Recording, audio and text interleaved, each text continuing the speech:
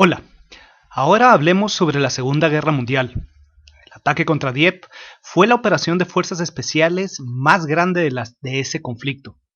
La idea del ataque era simple: por medio de un asalto anfibio, capturar un puerto, destruir ahí en sus alrededores instalaciones de uso militar y retirarse antes que el enemigo pudiera reaccionar.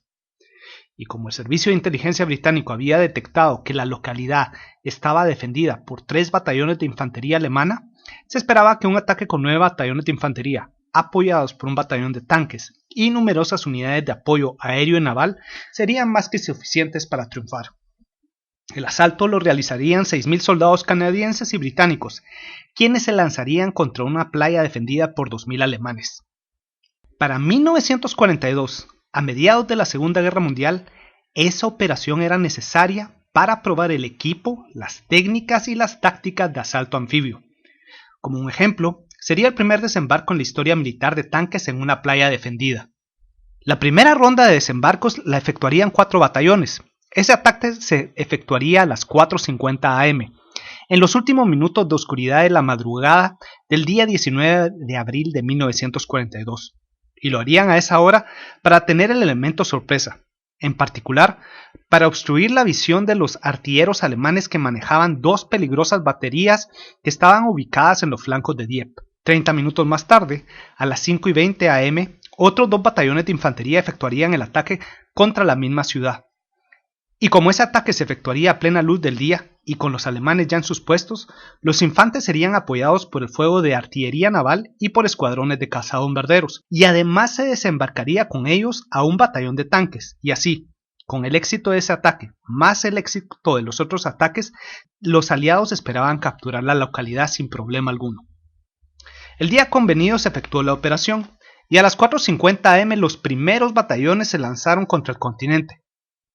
Pero en la mayoría de los casos, los atacantes no contaron con el elemento sorpresa, y muchas de las tropas fueron recibidas por una tormenta de balas, y en poco tiempo el ataque se convirtió en un enorme desastre, y 5 horas más tarde, sin más alternativa, el comandante en jefe de la operación tuvo que ordenar una retirada general.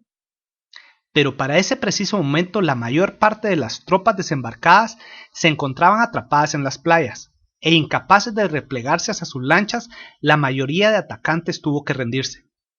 El 60% de las tropas enviadas contra Dieppe se convirtieron en bajas. Casi 3.500 soldados cayeron entre muertos, heridos o prisioneros. Sin lugar a dudas, Dieppe fue un auténtico desastre, tanto por la cantidad de bajas sufridas como por la escasa cantidad de objetivos alcanzados, porque la mayoría de atacantes no logró salir de las zonas de desembarco. Entonces se alza la pregunta: ¿por qué todo salió tan mal? El desastre fue definitivamente el resultado de un pésimo trabajo de planificación por parte de los aliados.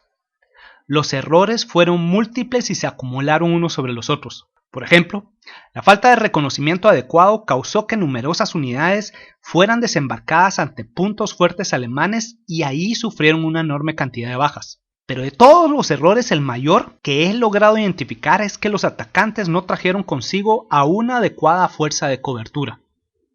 La fuerza de cobertura son tropas que se colocan en los flancos de una operación para prevenir el arribo de enemigos desde una ruta imprevista.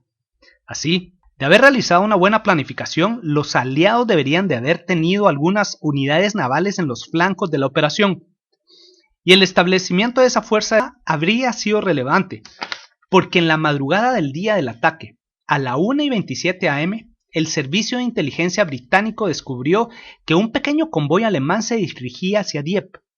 Así, de haber tenido el grupo de cobertura, se le podría haber ordenado alejar al pequeño convoy alemán de la zona, pero los aliados no tenían esa fuerza. Por lo tanto, el pequeño convoy alemán continuó con su viaje y eventualmente chocó contra las naves que llevaban al batallón que tenía que atacar a la batería en el extremo este del flanco alemán. En el confuso combate entre los botes, los barcos que llevaban al batallón británico se dispersaron y muchos simplemente retornaron a Inglaterra. La enorme mayoría de las tropas de ese batallón no participó en la batalla, pero aún así es interesante observar que los pocos soldados que sí lograron desembarcar lograron neutralizar a la batería alemana por varias horas. Que esas escasas tropas desembarcadas lograran neutralizar a la batería fue una hazaña, pero el desastre fue que el ruido del combate contra el convoy puso a los alemanes en la zona cercana en estado de alerta, y en menos de 10 minutos, 1500 soldados de los 2 batallones que estaban frente a las playas ocuparon sus puestos, y lo hicieron antes que los aliados iniciaran las primeras operaciones de desembarco. Y eso fue lo que provocó el enorme desastre. Aunque es importante observar que otros alemanes que estaban más lejos de la zona no fueron puestos bajo alerta. Lejos del punto del combate contra el convoy, el batallón que atacó a la batería alemana en el flanco oeste sí logró una sorpresa total y eliminó a toda la batería alemana. Pero ese fue el único verdadero éxito del día. De los desembarcos que se realizaron más hacia el este, la efectividad fue cada vez menor, porque los alemanes ya estaban bajo alerta. El otro batallón que desembarcó en el flanco oeste solo alcanzó la mitad de sus objetivos y perdió una cantidad sustancial de tropas, mientras que el batallón que se lanzó contra el flanco este de Dieppe fue casi aniquilado por completo en minutos. Ya para las 5:20 am los atacantes habían sufrido una cantidad sustancial de bajas, y entonces, ya de día y con los alemanes bajo alerta, se efectuó el asalto directo contra Dieppe con otros 2 batallones. Este ataque tuvo el apoyo del fuego de 4 destructores y numerosos escuadrones de cazabombarderos. Pero el apoyo más importante que tenían que tener eran 27 tanques que tenían que ser desembarcados junto a los infantes. Con su fuego los tanques tenían que eliminar los puntos fuertes alemanes. Así, a las 5:20 am, luego que las armas de los barcos y los aviones dejaran de disparar, los 2 batallones de infantería fueron lanzados contra las playas. Pero pese a que el fuego de la artillería fue de ayuda, este ataque también fue un desastre, porque los barcos que traían a los 27 tanques no estaban ahí.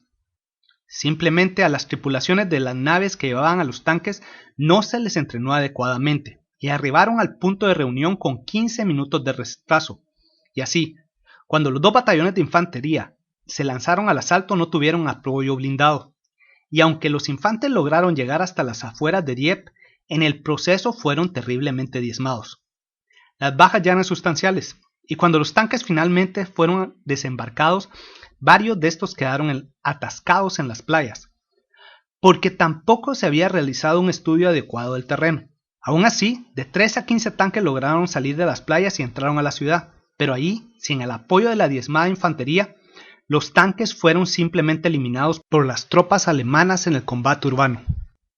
Sin lugar a dudas, el ataque era un enorme desastre, y otros errores se acumularon, como el mal uso de las pocas reservas disponibles. De haber tenido un adecuado sistema de comunicación y de reportes, las reservas podrían haberse usado donde ya se habían logrado éxitos. Pero al no tener detalles exactos de lo que estaba sucediendo, el comandante lanzó a sus 2 batallones de reserva contra la ciudad de Dieppe, y ahí lo único que esas tropas hicieron fue aumentar el número de bajas. Tal vez lo único que puedo decir sobre el comandante en jefe de la operación es que cuando se hizo evidente que el ataque había fracasado, ordenó efectuar la retirada general, y lo ordenó a las 9 am, mucho tiempo antes de lo esperado. Bueno, ya hemos llegado al final del video. Dentro del contexto estratégico tengo que decir que la operación tenía que realizarse. Era necesario aprender lecciones de lo que se necesitaba para efectuar operaciones anfibias. Pero sufrir un 60% de bajas es catastrófico, porque puedo decir que por una mejor planificación esas lecciones podrían haberse aprendido con un costo mucho menor. Porque ya desde la Primera Guerra Mundial se había aprendido que era necesario realizar un enorme trabajo de inteligencia previo, reuniendo la mayor cantidad posible de información sobre la topografía, la cantidad de enemigos y la ubicación del enemigo. Y aun cuando es literalmente imposible tener el 100% de la información, se ha de intentar tener la mayor cantidad de datos de la misma, porque sólo así se podrá decidir si la operación puede efectuarse o no, o si es necesario asignar más recursos, como el tener a una fuerza de cobertura sustancial. Y finalmente, de todas las lecciones que los aliados aprendieron, la más importante es que ellos trajeron a Normandía a una enorme fuerza de asalto. En Dieppe, la operación se efectuó con una proporción de 3 atacantes contra 1, pero en Normandía, el ataque se efectuó con una proporción de 8 atacantes contra 1. Bueno, espero que este video les haya gustado. Atentamente, Víctor Aguilar Chang.